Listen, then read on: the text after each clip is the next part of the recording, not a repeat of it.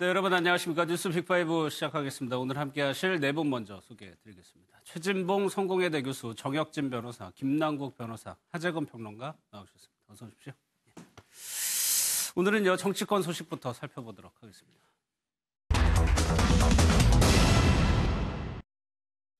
나경원 원내대표의 문재인 대통령에 대한 발언의 파장이 계속되고 있는데 민주당에서 아예 공식적으로 논평으로 그 외신 기자의 실명을 거론했단 말이에요. 그렇습니다. 네. 이 부분이 논란이 될 수 있는 부분인 것 같아요. 네. 그래서 저는 정치권이 정당에 대해서 기사를 쓰거나 아니면 정치권에서 기사를 쓴 거에서 반박을 할 수 있다고 봅니다. 네. 충분히 그럴 수 있죠. 어떤 기사의 팩트가 틀렸다거나 아니면 기사의 내용이 너무 편향적일 때 그 네. 논평을 통해서 그런 부분은 지적할 수 있는 부분이라고 생각이 들어요. 네. 예컨대 어느 언론사의 어떤 기사가 이러이러한 부분에 문제가 있다. 그런데 이제 문제는 이번에 발표된 내용을 보면 이제 기자의 이름까지 실명으로 공개를 한 거거든요. 네. 이 부분은 약간 논란이 될 수 있어요. 그러니까 언론은 어쨌든 이제 견제와 비판의 기능을 하는 거니까 그런 차원에서 본다고 하면 기사를 쓸 수 있는 부분이에요. 그 네. 부분까지 못하게 할 수는 없는 거잖아요. 다만 그게 이제 논란이 됐을 때는 정당 입장에서 왜 그렇게 생각하는지를 팩트를 가지고서 얘기를 하고 반박을 하고 혹시 그게 잘못됐다고 하면 정정보도 요청을 하고 이런 단계를 거치는 게 맞는데 네. 논평 과정에서 특정 기자의 이름까지 거론하면서 얘기한 것은 그것은 언론의 자유 차원에서 본다고 하면 좀 부적절한 행동이었다. 그렇게 보여집니다. 그 내용을 보더라도 매국에 가까운 내용이었다라고 표현을 했다면 그럼 사실상 매국노라고 지칭을 한 거거든요. 그 기사를 쓴 기자를 칭할 때. 일단은 저는 민주당이 왜 이렇게 과잉 반응을 보이는지 잘 모르겠어요. 네.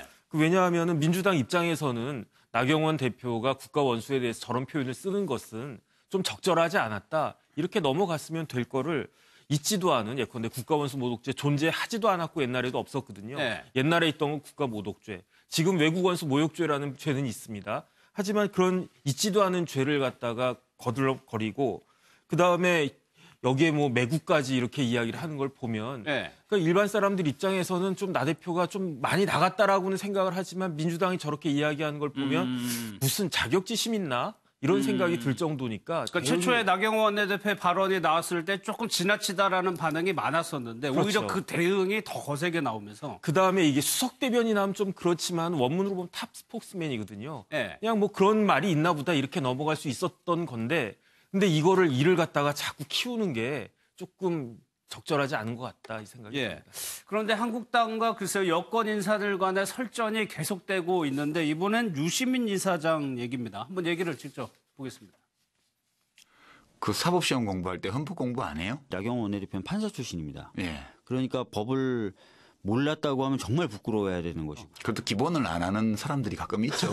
유시민 이사장은 60세가 되면 뇌가 썩는다라고 어르신 폄훼 발언을 한 적이 있습니다. 유시민 이사장은 서둘러 자신의 뇌를 정밀 검사해 볼 것을 정중히 권고합니다. 공수처 설치도 안 되고 검경수사권 조정법도 안 되고 자치경찰도 안 되고 아무것도 안 돼. 자유한국당을 탄핵해야 된다고 저는 봐요. 거의 전적으로 자유한국당 책임이라고 저는 봐요. 그리고 이렇게 자유한국당 때문에 입법이 필요한 개혁 과제들이 이루어지지 않는 거. 유시민 노무현 재단 이사장의 팟캐스트 방송이 정치 평론을 빙자한 깐죽거림과 말장난으로 치닫고 있습니다. 어용지식인의 저희가 너무도 노골적으로 드러났습니다. 자유한국당을 국민이 탄핵시켜야 된다. 글쎄요 이게 공방의 인격 모드서 그러다 보니까 한국당에서는 자신의 뇌를 검사해봐라 이런 식으로 또 나오고 있단 말이에요. 근데 이제 서로 간에 이제 정치 폄훼를 넘어서서 인격 모독하는 그런 발언까지 지금 나오고 있다고 생각이 되고요. 이제 여당이나 야당이나 여당 측에 속한 어떤 사람들이나 야당 측의 정치인이나 서로 간에 어떤 주장을 하고 그 주장을 뒷받침하는 여러 이야기를 할 수는 있다고 보입니다. 그러나 우리가 최소한의 어떤 정치 금도가 있다라고 이야기를 하고 아무리 저기에 대해서 무엇인가를 비판을 하고 뭔가를 비난을 할 때도 최소한의 지켜야 될 도리와 예의가 있다라고 하는데 지금 나오는 이야기들을 보면 너무나 이렇게 좀 지나친 표현들이 공방이 좀 이렇게 오가고 있다라는 생각이 들고요. 만약 이제 저런 어떤 그 여야 간에 이런 정치 공방이 있다라고 한다면 저걸 보는 국민들은 도대체 저 사람들이 무엇을 주장하는지도 모르는 겁니다. 유시민 작가가 도대체 왜 저런 이야기를 했지라는 것보다 유시민 작가가 한 이야기, 그런 어떤 비판적인 어떤 그런 언행에 매몰되게 십상이고요.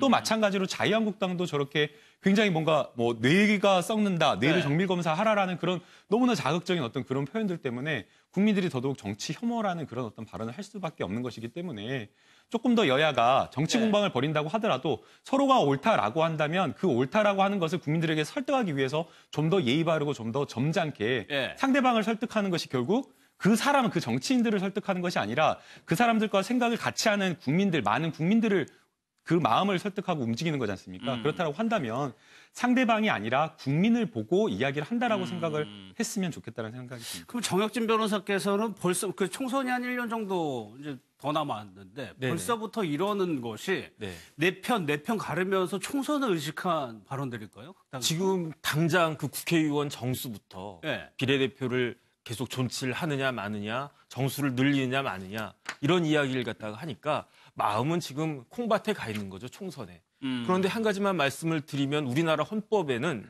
국회의원의 수는 200명 이상으로 돼 있게 돼 있어요. 예. 그다음 구체적인 수는 법률로 정하도록 돼 있고 공직선거법에 보면은 지금 이제 299명으로 되어 있는 거거든요.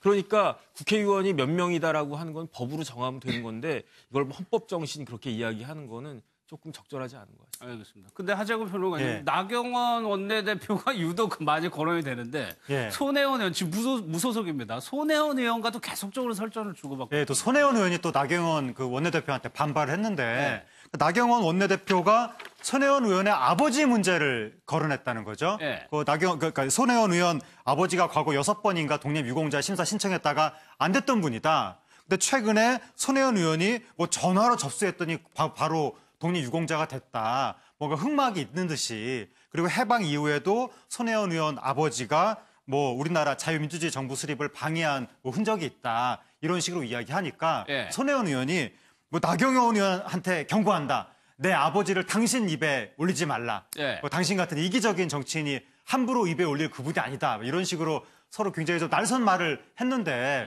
일단 나경원 원내대표 같은 경우에는 그 손혜원 의원을 비판할 수 있는데 그 아버지에 대해서는 좀 조심해야 되는 거 아닌가 발언을. 네. 왜냐하면 손혜원 의원의 아버지가 사회주의 계열이라고 해서 독립유공자가 그동안 안 됐지만 그래도 식민지 시절에 독립운동을 했다는 것은 이미 뭐 이 객관적인 사실로 나온 것 같은데 네. 옥고까지 치렀다고 하는데 그 독립운동을 한 그 이 선연에 대해서 좀 이렇게 좀 이렇게 가볍게 말을 하는 것이 과연 그 적합한 태도인가. 네. 거기에 대해서 좀 나경원 원내대표도 어느 정도는 좀 반성할 필요가 있어 보이고 예. 손혜원 의원 같은 경우에는 남들이 자신한테 뭔가 좀 안 좋은 말을 했을 때 너무 과하게 반발을 해서 날선 언어로 공격하니까 그게 계속 화제가 되면서 오히려 손혜원 의원한테도 더 득이 안 되는 거 아닌가. 예. 그러니까 손혜원 의원도 남한테 좀 비판할 때 어느 정도 정제된 언어를 사용할 필요가 있어 보입니다. 그럼 최 교수님, 요즘에 나경원 원내대표가 거의 대여전선의 최전방에 서 있는 것 같은데 황교안 대표는 안 보인단 말이에요. 그렇죠. 나경원 원내대표 이런 스탠스는 뭘로 해석을? 그러니까 나경원 원내대표 같은 경우에는 그러니까 보수 진영이라고 얘기하고 특히 이제 극우층이라고 얘기할 수도 있을 네. 거고 또 지금 현재 문재인 정부에 대해서 실망하고 있는 중도층, 중도 보수라고 얘기할 수 있는 이런 분들까지 끌어들이는 의도를 갖고 있는 것 같아요. 강력한 대여 투쟁을 하게 되면 지금 현재 여당이나 아니면 정부에 대해서 실망하고 있는 사람들을 일정 부분 사이다 발언을 통해서 끌어들일 수 있는 요인이 있거든요. 네. 그걸 전면에서 하는 게 이제 원내대표인 나경원 원내대표인 것이죠. 나경원 원내대표는 제가 볼 때는 두 가지가 있는 것 같아요. 당을 위해서도 일하지만 본인을 위한 그런 전략도 포석돼 있는 걸로 보여지거든요. 그러니까 본인의 정체성을 강한 어떤 투사로서의 정체성으로 만들어서 네. 본인에게도 도움이 되고 그것이 당 전체에도 도움이 되도록 만드는 요소로 작용한다고 보여지고 그런 차원에서 황교안 대표도 얘기는 하긴 하지만 황교안 네. 대표가 전면으로 나서지 않는 이유는 두 사람이 함께 공격하는 것보다는 한 사람이 강하게 공격을 하면서 결집력을 키우려고 하는 의도를 갖고 있는 것 같고 네. 또 황교안 대표 같은 경우는 지금 현재로서는 저렇게 전면으로 나서서 싸우는 모습을 보이는 것보다는 현재 이미지를 좀 더 좋은 이미지로 공고하게 갖고 갈 필요가 있다. 그러니까 처음 대표가 됐기 때문에 또 이번에 이제 그 보궐선거에서 본인이 또 직접 나서가지고 창원까지 가서 집어넣고 살고 있거든요, 지금. 네. 그런 차원에서 본다고 하면 본인의 이미지는 그냥 현재 갖고 있는 좋은 이미지를 끌고 가려는 의도가 있는 것 같고 전투력은 나경원 원내대표가 나서서 하는 쪽으로 그렇게 가닥을 잡은 게 아닌가 이런 생각이 듭니다. 알겠습니다.